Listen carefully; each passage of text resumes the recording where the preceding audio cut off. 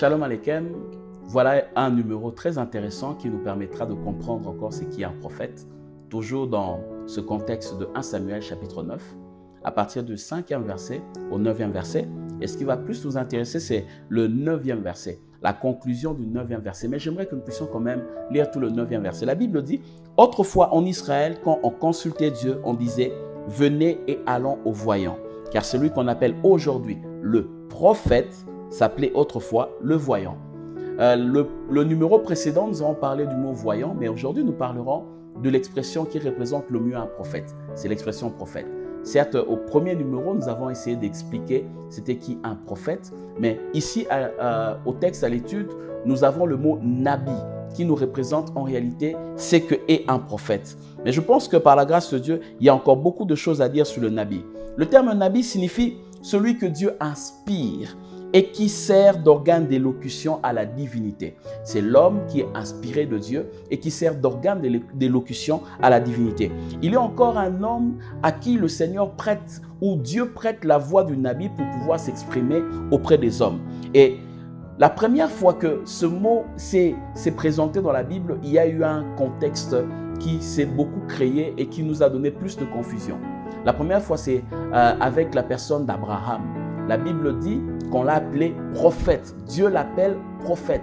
Mais pour la première fois, lorsque ce mot prophète ou nabi a été employé, la Bible n'a pas utilisé ce qu'elle fait d'habitude, c'est-à-dire le principe des premières choses, l'explication de premières choses au moment où le mot est dit dans la Bible. Mais la Bible nous donne la meilleure compréhension de ce mot nabi à un deuxième texte. Et ce texte était le texte où il y avait Moïse d'une part et son frère du nom de Aaron. Dieu dit à Moïse, je t'enverrai Aaron, Aaron sera ton prophète, il sera ton nabi. Et derrière ce deuxième texte, on nous a fait comprendre ce que voulait signifier un nabi. Un nabi, c'est un interprète de la divinité. Deux tendances théologiques s'opposent dans l'interprétation de ce texte de Moïse et Aaron. Certains disent que Aaron devait être l'interprète de Moïse. Pourquoi? Parce que Moïse n'avait pas un langage facile. Le fait pour lui d'avoir habité 40 ans avec les animaux, le troupeau, il avait perdu sa capacité de locution.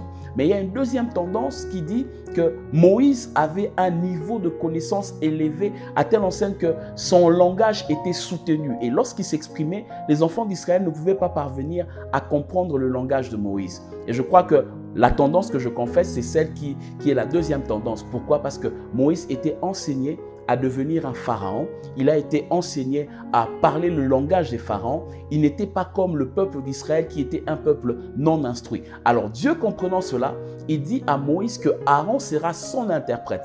Aaron sera son nabi. En d'autres mots, Aaron prendra le langage compliqué de Moïse. Il le simplifiera à la compréhension du peuple pour que le peuple comprenne ce que Dieu aura à dire au travers de son serviteur,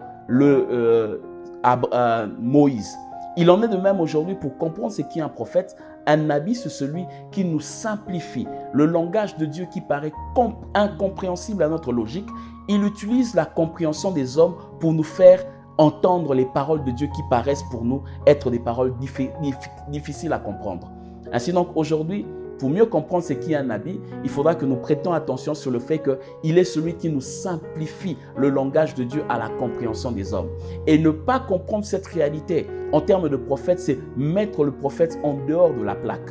Or, Dieu aimerait que le prophète soit cet individu qui vient nous faire comprendre son langage, qui est difficile, et il le rend accessible même à la compréhension d'un petit enfant. Voilà pourquoi un prophète est appelé à simplifier tout ce qui paraît compliqué pour les hommes. Venant de Dieu, il le simplifie pour le rendre accessible aux hommes. Voilà un peu la notion qui tourne derrière ce contexte de nabi. Et je crois que par la grâce de Dieu, au prochain numéro, nous allons essayer de voir autre chose qui tourne tout autour des prophètes et nous serons richement édifiés. Shalom Aleichem.